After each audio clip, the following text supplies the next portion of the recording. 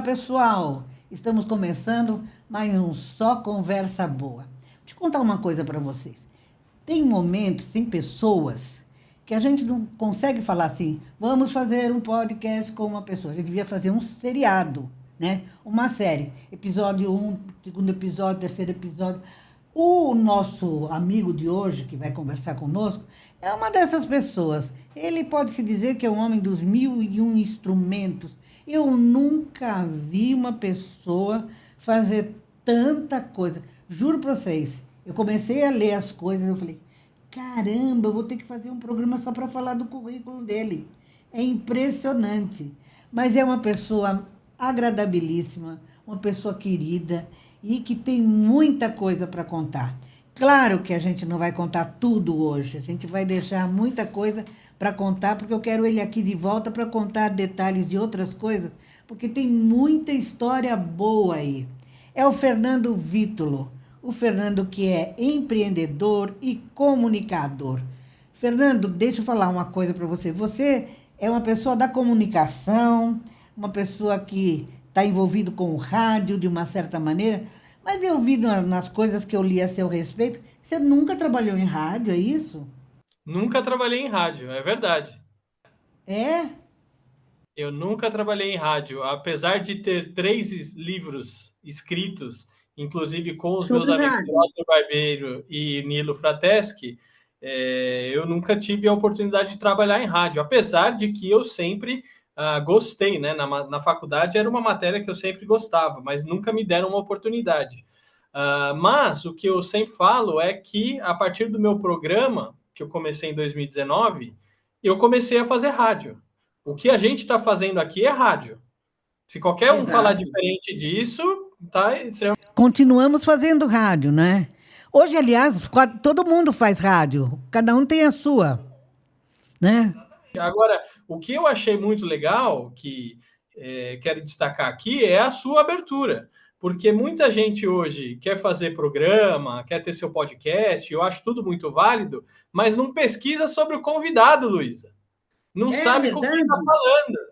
Então, assim, que saudade que eu tenho, que bom poder estar aqui no seu programa, porque eu sei que eu estou falando com uma pessoa muito séria, muito competente, que tem anos aí de experiência com comunicação. Então, obrigado pelo convite, primeiramente. Viu?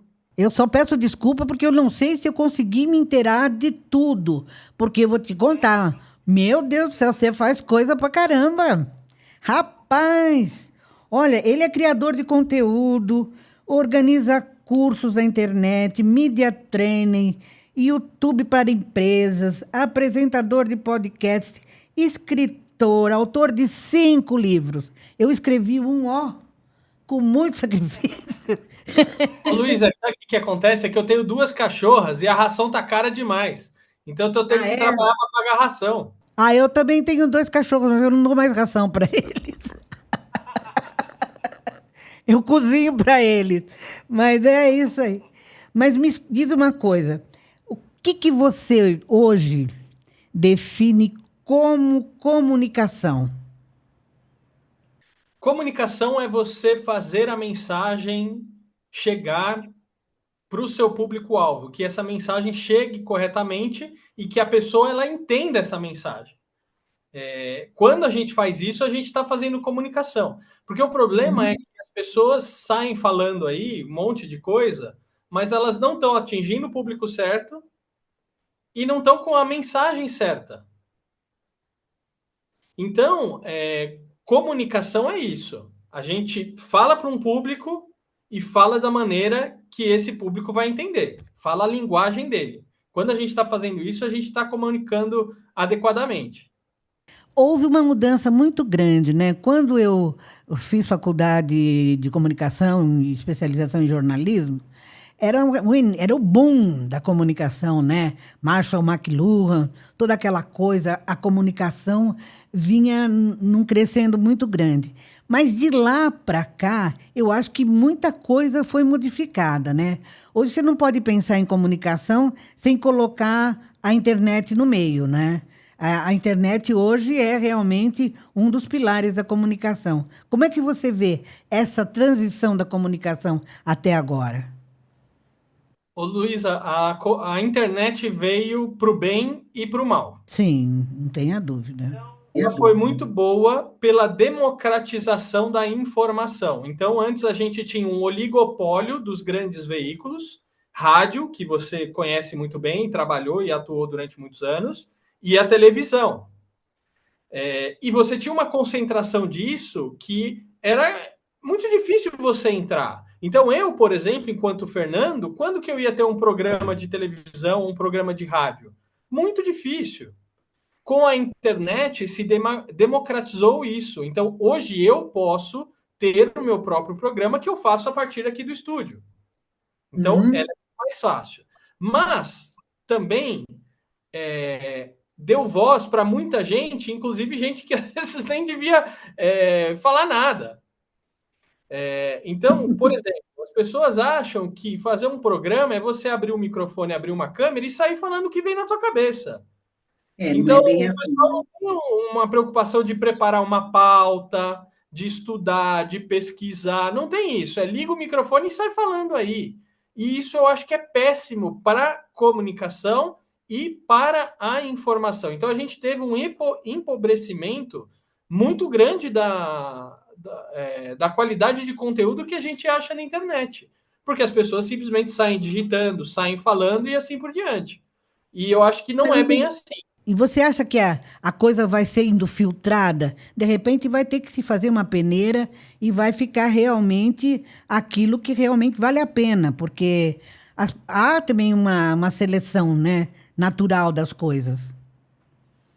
Eu acho que essa peneira está começando a ser ensaiada de acontecer agora. Depois de muitos anos de internet. Eu tenho acesso à internet desde 98. Sim. Então, olha, a gente está em 2025. Né? Então, agora que eu vejo que está tendo uma peneira. A grande questão é você tem muita coisa. Então, a informação está diluída. Então, você, enquanto audiência, tem que caçar aquilo que você quer assistir, aquilo que você quer ouvir e entender e filtrar se aquilo é bom ou ruim para você, se é um conteúdo bom ou ruim que você deve absorver ou não. Então, eu acho que esse filtro e que as pessoas estão tomando consciência disso agora. Uhum. Escuta, me diz uma coisa, como criador de conteúdo, a gente vê tudo hoje, você vê podcasts de todo tipo, você vê lives de todo jeito, as pessoas têm canais, e tem também uma facilidade muito grande da mentira, do fake news, né? Nós vivemos uma época em que você tem que... Chegou num ponto que você não sabe exatamente se você está diante de uma mentira, de uma verdade. No meu tempo, a gente tinha o central de boatos, né? Mas era muito mais fácil da gente investigar, de chegar. Hoje, não. Você, de repente, para você chegar a uma mentira e constatar que ela é fake realmente, há um trabalho de apuração muito grande, né? E o que acontece? Por que essa parte da fake news se desenvolveu tanto e tem tanta gente que fica aí atenta e vidrada nisso e dando tanta importância, né? Acontece o seguinte, quando a pessoa vê vou chamar de notícia, né? Mas quando ela vê um post, um vídeo, um áudio, e ela fala assim, se eu concordo, deve ser verdade. Então, a grande questão é que as pessoas estão presas ao seu próprio ponto de vista. Então, se isso faz sentido para mim, para aquilo que eu acredito, então eu não questiono a veracidade daquilo. Mas, a partir do momento que aquilo não faz sentido, aí eu vou questionar a veracidade, mesmo se aquilo for verdade. E eu acho que a gente tem que questionar a veracidade sempre, se fizer sentido ou se não fizer sentido. Acontece que antes quem fazia a checagem era o jornalista. Hoje quem tem Exatamente. que fazer a checagem é a audiência.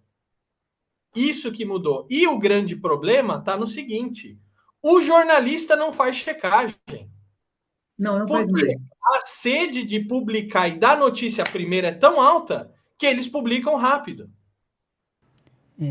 Mas isso sempre foi a vontade de você fazer o famoso furo, digamos assim.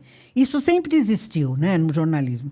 Mas eu achava, até talvez um pouco de ingenuidade da minha parte, que a partir do momento em que a internet fosse acessível a todo mundo, uma notícia não tinha mais como você ter prioridade. Ela passou a ter democrática, né? Todo mundo tem acesso à mesma informação, não é? Eu digo o seguinte, que na era da informação, as pessoas nunca estiveram tão desinformadas na vida. É verdade. Porque elas não vão atrás da informação, por mais que a informação esteja disponível. Eu sou de uma época que eu ia fazer trabalho da escola, não faculdade, faculdade já tinha internet, mas da escola eu cheguei em biblioteca, eu cheguei a pesquisar em Sim. enciclopédias, entendeu? Então, Uhum. existia, você sabe melhor do que eu, nos centros de redações dos rádios, dos jornais, das emissoras, tinha uma ilha ali cheia de enciclopédia, de livros, de um monte de coisa para ser consultado. Hoje em dia, esse tipo de coisa não tem. Então, assim, a ânsia de dar o furo sempre realmente existiu, mas existia um cuidado muito maior. Hoje, esse cuidado não existe nem por parte do jornalismo, do jornalista. É aí que eu quero chegar. Então, se não tem nem por parte do jornalista, que é aquele que tinha que primar pela sua matéria-prima, que é a informação, Exato, e ele não faz, quanto mais a audiência. Porque exato, a exato. audiência nunca foi educada em fazer checagem, em Uhum. confirmar os fatos. Eles nem sabem como é que faz isso, né? A audiência não faz e não tem nenhuma obrigação de saber, porque não é parte do trabalho É. deles. Mas agora tem que ser parte do nosso dia a dia. Por exemplo, ó, vou dar um exemplo, Luísa. Não sei se você já precisou ir para o hospital, ficar internada ou qualquer coisa do tipo. Não, Mas graças eu a Deus. Não. passei algumas situações, ou acompanhando meus pais, ou acompanhando meus sogros, acompanhando minha esposa, ou eu mesmo e tudo mais. E no hospital, a gente tem que ter alguns cuidados. E um desses cuidados é, quando vem uma enfermeira colocar uma medicação em você, você perguntar: que medicação é essa daí que você Exatamente. está colocando? Ah, mas essa medicação é isso? Essa medicação causa algum efeito, causa algum problema? Por quê? Porque o pessoal erra. E se a gente, enquanto paciente, não ficar de olho, a gente pode ter complicações. Vou dar um outro exemplo, rápido. Uma amiga da minha sogra, idosa, teve que ser internada para fazer uma colonoscopia. E nessa colonoscopia deram um remédio para ela, que é tipo um laxante, né? Uhum. Ela tomou o laxante, ok. E aí as enfermeiras vieram e deram novamente o mesmo medicamento para ela. E ela Oi, perguntou meu Deus. e ela tomou. O que aconteceu? Ela teve um caso grave de diarreia, de desidratação, e ela precisou ir para a UTI por causa disso. Que loucura! Pois é, então todo É. momento a gente tem que ficar fazendo um papel de médico, entre aspas, mas escuta, que medicamento é esse? Porque às vezes você é alérgico, igual no meu caso eu tenho alergia, Hum? eu pergunto, mas que medicamento é? Ah, mas eu não posso tomar esse medicamento, eu sou alérgico. Ó, Exatamente. segunda-feira. Então, por quê? Porque o pessoal está tão no modo automático e no modo expresso de querer fazer as coisas rápidas e com velocidade que acaba perdendo essas coisas. A mesma coisa é informação. Então, do mesmo jeito que você vai no hospital, você tem que ficar esperto, você tem que ficar esperto com a informação que você consome na internet, no celular, no rádio ou na televisão. Escuta, Fernando, eu sei que tem muito assunto aqui. Eu gostaria de conversar tudo com você, mas vou aqui, como diria o Chico Picadinho, vamos por partes, né? Eu queria saber de você, dos seus. Você tem no seu site algumas coisas assim, você ensina a ter um podcast? Você ensina as pessoas? Acho que eu vou precisar fazer um curso com você, será? Não, mas você já é da área, você Mas como é que é esse? Como é que você. O que que você. Eu vi numa entrevista sua que você falava assim, os 10 eu não me lembro se o termo é pecados, mas as 10 coisas que não se deve fazer. Era as 10 pragas dos As 10 podcasts. pragas, exatamente. Eu não vou lembrar de todas de cor, mas uma delas é não ter pauta. Porque hoje os Aham. podcasts eles têm essa coisa de abrir o microfone e sair falando. E não é isso. Podcast é como um programa de rádio. Então a gente precisa entender o que, que a gente vai falar. Qual que é a mensagem que eu vou levar para o meu público? Isso aqui vai agregar neles como? Por quê? Para quê? Né? Então, cada convidado, assim como você faz o seu programa, que senta na minha frente, eu estudo sobre ele. Deixa eu ver o que, que essa pessoa já fez, o que, que é interessante essa pessoa falar. Então, essa é uma das pragas. Outra praga que o pessoal tem nos podcasts é não ter tempo para terminar. Eu nunca vi isso, o podcast ficar tendo 3, 4, 5 horas de duração. Pô, eu acho assim, a gente tem que ter um valor pelo tempo da nossa audiência.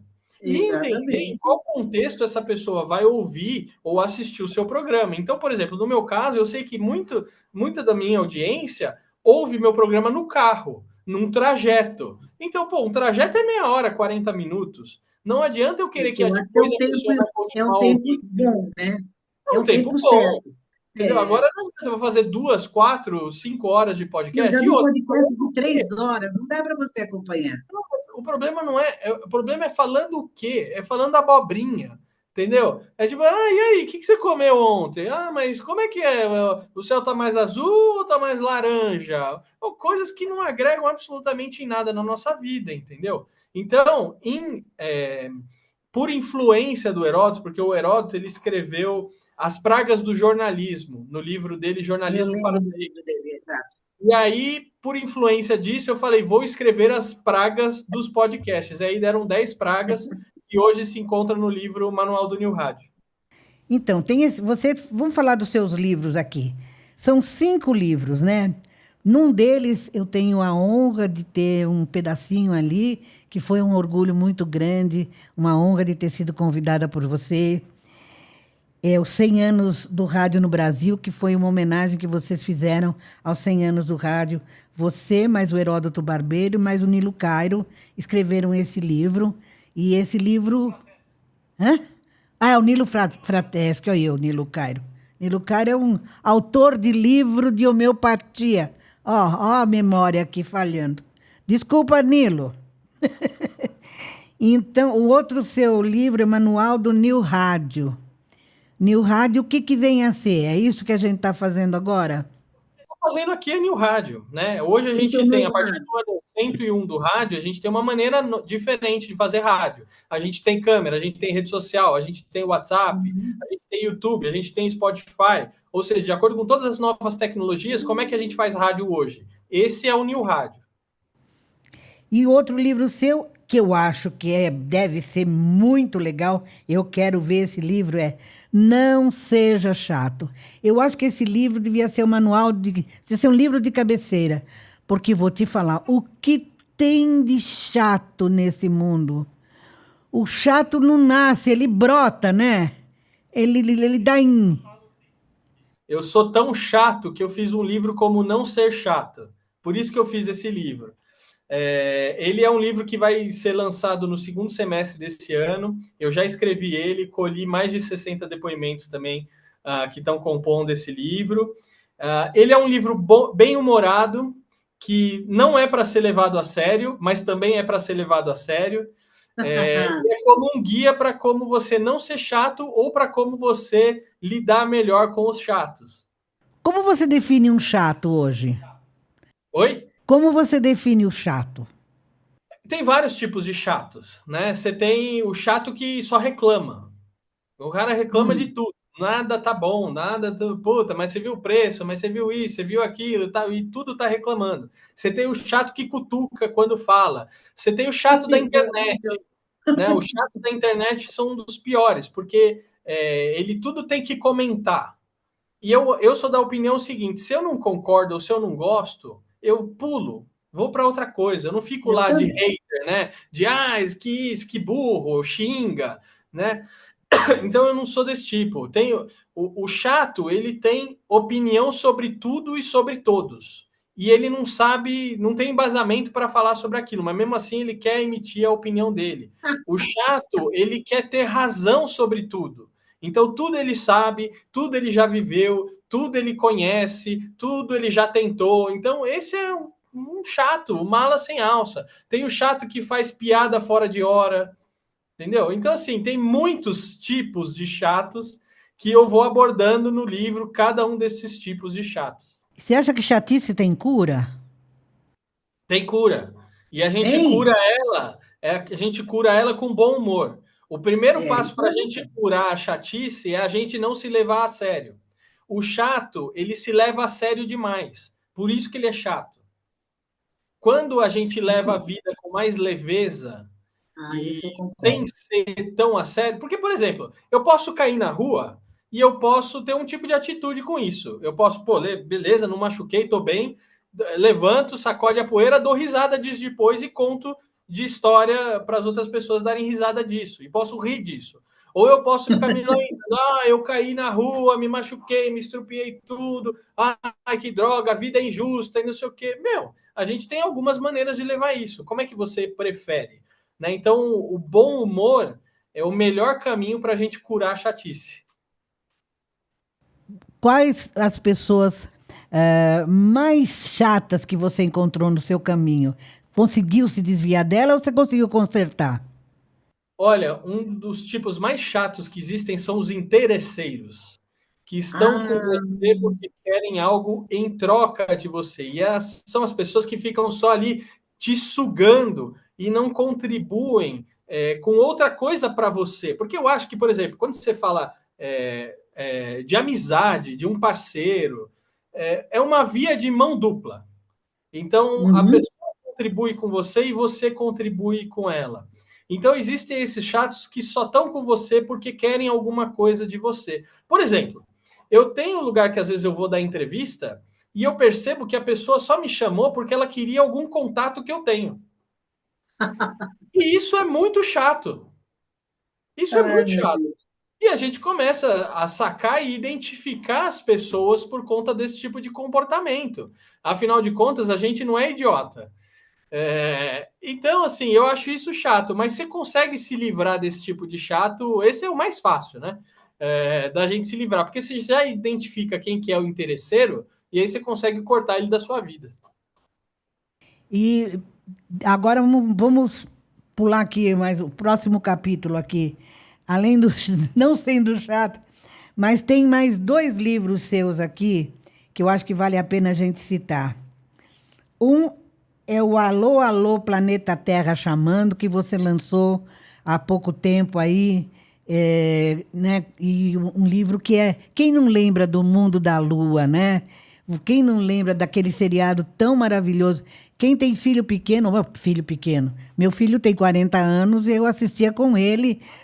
Ele é da época, ele assistiu É todos da os programas que a época. gente fala Lucas lá. Silva e Silva, né? Pois é, esse livro eu escrevi junto com o Flávio de Souza, Com o Fernando Souza, que é o autor da série, né? e que é o criador da maioria desses programas, criador ou roteirista, né? Então a gente começa falando lá do Catavento, que estreia em 1985, e termina o livro falando do Ilha Ratimbum, que estreia em 2002. Então, olha só, a gente tem pelo menos Uhum. 3 gerações aí de pessoas que acompanharam esses programas. Então a gente fala do Catavento, do Revistinha, do Ratimbum, do Mundo da Lua, do Gloob Gloob, do Castelo Ratimbum, do Ilha Ratimbum, Perigo, Perigo, Perigo, que era um spin-off do Mundo da Uhum. Lua. Então, a gente fala sobre os bastidores, as histórias e as curiosidades sobre esses programas. Então, tem mais aí de 400 fotos no livro dos bastidores. Então, foi um livro que a gente contou com o apoio da TV Cultura para fazer. Eles forneceram as fotografias para a gente poder fazer esse material. E é um livro que tem mais de 30 horas de material em vídeo para o pessoal assistir. Então, Você tem do livro, você pode assistir? exatamente. Então, tem um monte Ai, de que entrevista, bacana! um monte de depoimento que o pessoal consegue assistir dentro do livro. Ai, que legal, mas que coisa linda. Agora, você não acha, por exemplo, Castelo rá Ilha rá tanta coisa interessante que tinha para a criançada? Ah, eu acho que podia haver uma maneira disso tá de novo para essa geração que está vindo aí. Essa geração precisava ter contato com isso. São duas contas que às vezes não fecham, né? Então, uma delas é a questão de verba, porque o Castelo rá tim por exemplo, ele é um programa muito caro de produzir, até por conta do Uhum. figurino, da cenografia e tudo mais, né? Então, ele é um programa muito custoso. E o fato de você não ter quase mais publicidade infantil na televisão, isso dificulta muito para a questão de anunciante, né? Então, isso limita muito voltar a ser criado programas como esse novamente. A gente tem agora, que provavelmente vai ser lançado agora em junho, o programa Mundo da Lua, versão 2025, que é uma Ai, que continuação do bacana! Mundo da Lua, né? Então, o Flávio, ele me chamou para escrever os roteiros junto com ele, e quem está fazendo a produção é a Mixer pela TV Cultura, né? Então é uma produção que está ficando muito legal e acredito que em junho a gente já vai ter o lançamento aí dessa série. Que bacana. Ai, minha neta vai poder ver e se divertir também. Olha que coisa boa. Eu acho fundamental que é um mundo que a criança hoje ela está muito alheia a essa coisa mágica que tinha, né? Essa magia que dá a infância. Os TikToks da vida, todos os podcasts para criança, os seriados que tem para criança, fogem muito da infância. É uma criança adulta, né? Se você pensar bem, eu tenho uma neta de 7 anos que, se for ver, ela não vê, não tem muita coisa. Não quer mais ver desenho, o desenhinho, porque já não está mais naquela fase, e também não tem para a idade dela. Ela vai ter programas para crianças, para adolescentes, que também não tem nada a ver com aquele mundo que ela devia estar vivendo, né? Acho fantástica a ideia. E eu já peço a você arrumar um tempinho aí quando for lançado para a gente conversar de novo. Você convida também o Flávio. Gostaria muito de conversar com vocês, porque eu acho de fundamental importância reviver isso. Até para a gente que já viveu, assistir de novo, vai ser uma coisa linda. Luiz, agora o que é importante destacar é que o Mundo da Lua não é infantil, tá? Ele é um seriado para a família toda. Então você pode assistir junto com o seu filho, com a sua neta pode assistir sem supervisão, não tem problema, né? Então Olha é que para a família beleza! toda, né? Então é uma série bem humorada, tem vários tons de humor, vamos dizer assim, né? E tá muito bacana essa nova série com os novos personagens, principalmente. São novos personagens, os personagens antigos não voltam, nenhum volta. Tem alguns que ficam, né? Alguns antigos, então, igual o tio Dudu, o Rogério, a Carolina, o Lucas Silva e Silva, a Mariana, né? A tia Hum, Juju, que estavam na outra temporada, na temporada de 91, ela volta, às vezes com alguns atores diferentes, mas voltam, e tem os atores novos, os personagens novos na série também, que enriquecem ainda mais, né? Que bacana. Agora tem mais um livro aqui, que aí aqui que você vai me ajudar bastante, porque eu também tenho uma pressa de ganhar dinheiro. Vendas para quem tem pressa. Primeiro, como é que se faz para vender e ganhar dinheiro rapidamente? Ô, Luísa, você sabe que esse livro, teve gente até que me falou assim: se você fala de vendas, então qualquer um pode falar de qualquer coisa, né? O pessoal tirando sarro comigo, né? Só que é importante destacar que prioritariamente, nossa, até me enrolei agora, mas esse livro, ele é um livro de comunicação. Ah, mas porque venda e comunicação tá tudo ali, né? Tudo a ver. Não é lógico. Então, eu sou um cara de comunicação desde muito novo, desde muito pequeno. Comecei com empreendedorismo muito novo, vendendo adesivo e desenho na escola aos 12 anos de idade, e sempre trabalhei com comunicação. Então, eu peguei toda essa minha experiência com comunicação, com empreendedorismo, e eu criei um método, que é o método Vende Mais. Vende mais porque você aplicando esse método, você vai vender mais e vai vender melhor. Então, ele é um método baseado em 3 pilares e dentro de cada um desses pilares tem o que eu chamo de pontos de ouro, que são algumas informações importantes para você aplicar no seu dia a dia. Então, esse livro, basicamente, ele tem toda a parte do conteúdo, onde eu mostro o que você vai fazer para você vender mais e melhor. E aí, tem dentro de cada capítulo, eu trago alguns pontos de reflexão, alguns exercícios práticos e algumas orientações. Então, ele é um livro mão na massa. Ele não é um livro só para você ler. Ele é um livro que você vai ler e vai botar em prática. Qual é o segredo, na sua opinião, do bom vendedor? Comunicação. Tá explicado.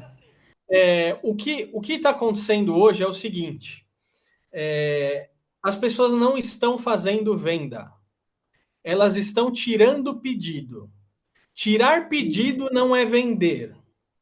Vender, você se conecta com a pessoa que está na sua frente, ou seja, o seu cliente, você entende as necessidades do seu cliente e você oferece uma solução para ela.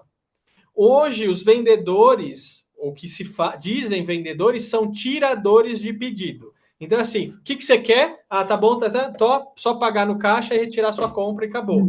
Isso não é fazer vendas. Vendas, você entende qual que é o problema do seu cliente, você conversa com o seu cliente, você se conecta com o seu cliente, você escuta o seu cliente, você negocia com o seu cliente, você entende o seu cliente. Isso é fazer vendas. As pessoas estão no modo hoje de tirar pedidos. Então, o meu livro não é assim, instale a ferramenta X de inteligência artificial no seu WhatsApp e tire 100 pedidos por dia. Não é isso que eu falo. Eu estou falando como você vende mais e melhor, a partir do momento que você entende o seu cliente, você tem uma conexão genuína com ele. Isso sim é vender. E quando você faz uma conexão dessa maneira, você não fica só com o cliente, você conquista um amigo, não é também? Que eu acho que o bom vendedor é esse, é o que fez daquele cliente uma pessoa amiga que ele vai, no momento certo, oferecer a coisa certa para ele também, não é? E eu vou, linkado a isso que você está dizendo, eu vou contar uma coisa que tem dentro de um capítulo meu que eu escrevi, que é: o cliente não é seu amigo. E você vai entender o que eu não é? Não, ele é, mas você vai entender a incoerência.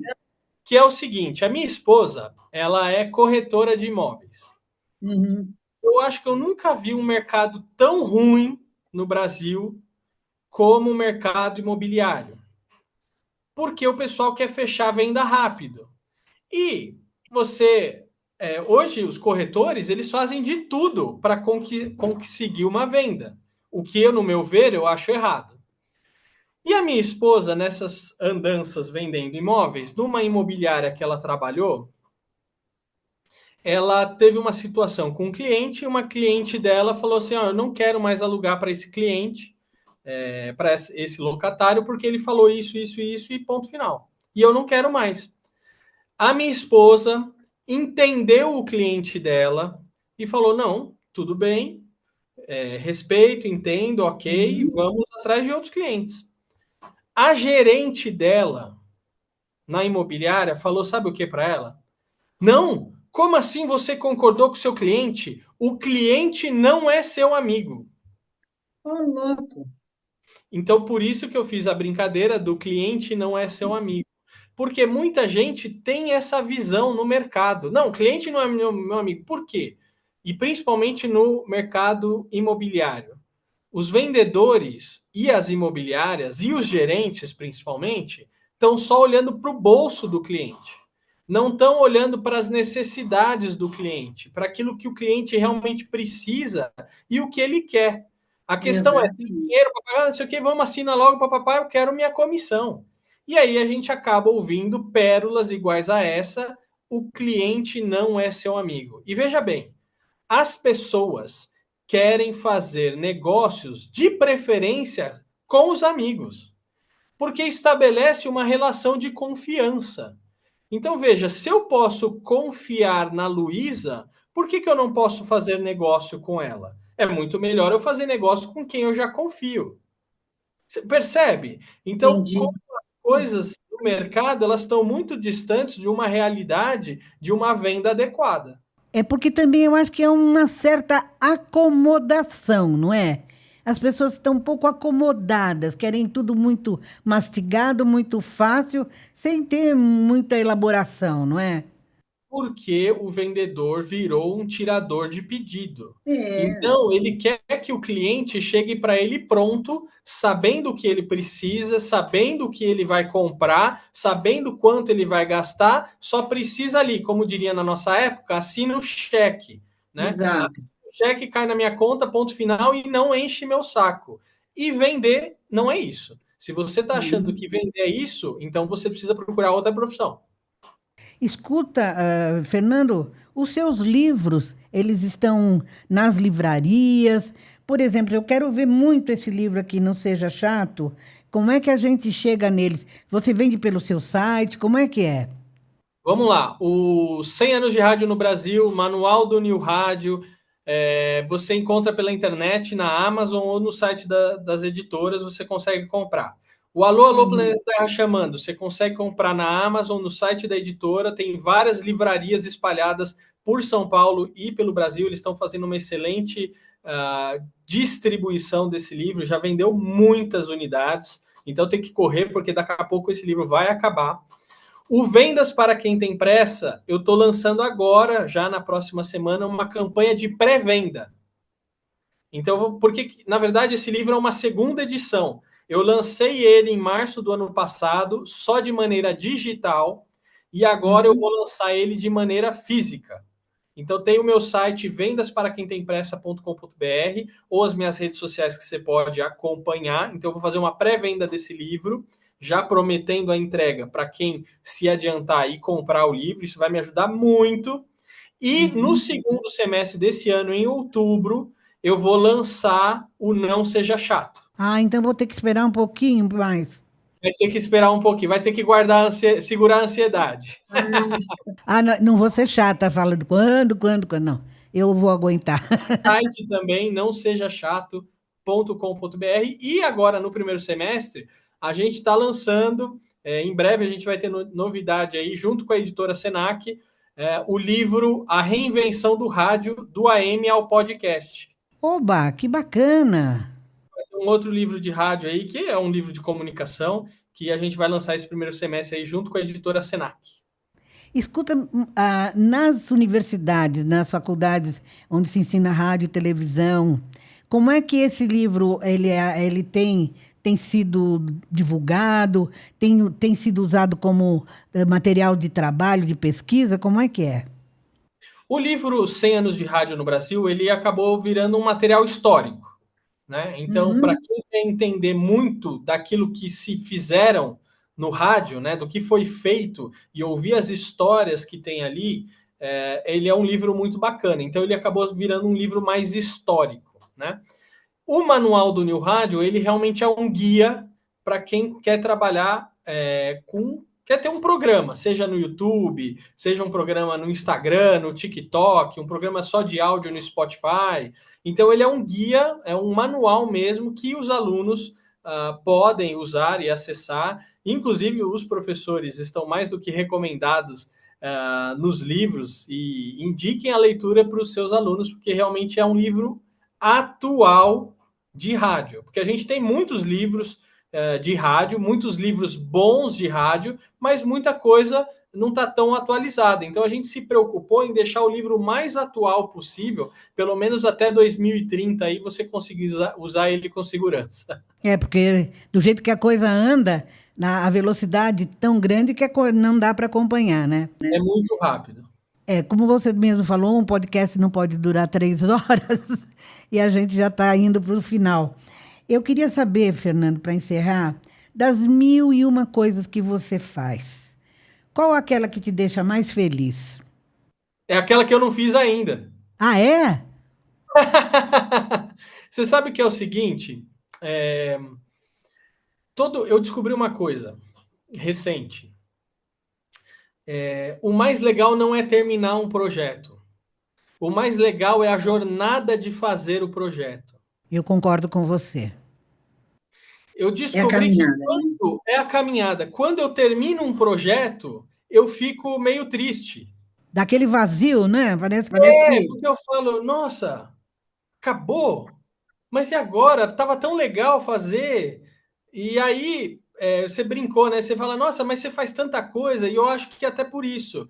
Porque acabou um projeto, eu já emendo logo outro projeto que eu não consigo ficar parado, né? Então, a jornada de fazer esse projeto é o que torna isso tudo muito legal, muito gostoso, porque tem muito aprendizado na jornada de fazer. Eu aprendi muita coisa com todos os livros, todos os projetos, todos os programas, as entrevistas. Então, eu tô todo dia aprendendo uma coisa nova, uma coisa muito bacana. Então, por isso que eu falo que o projeto mais legal, né, ou a coisa mais legal é aquela que eu ainda não fiz ainda, que com certeza vão ter outros projetos que vão me encantar e eu espero que encante outras. Encantar e aí nos encantar também. Fernando, você não queira saber a alegria que você me deu vindo conversar comigo. Essa conversa não foi só uma conversa boa, foi uma conversa ótima. Você é uma pessoa maravilhosa, um exemplo, né? E com tanta coisa bonita que você faz, eu acho que está aí para as pessoas e procurarem se espelhar em você e também aprender e procurarem com você orientações através dos seus meios de comunicação, seus sites, todos eles, para você incluir, né, explicar, ensinar e tornar comunicadores melhores. Se Deus quiser, Luiz, aí, ó, muito obrigado pelo seu convite. Você é uma profissional muito competente, contribuiu muito para a evolução do rádio, para a história do rádio. Então, fica aqui meu agradecimento. Se hoje a gente pode fazer o que está fazendo aqui, nesse programa, por exemplo, com a tecnologia que tem, é porque nós tivemos profissionais iguais a você trilhando um caminho e abrindo mato para a gente lá atrás poder. E que mato, você nem queira saber, meu filho.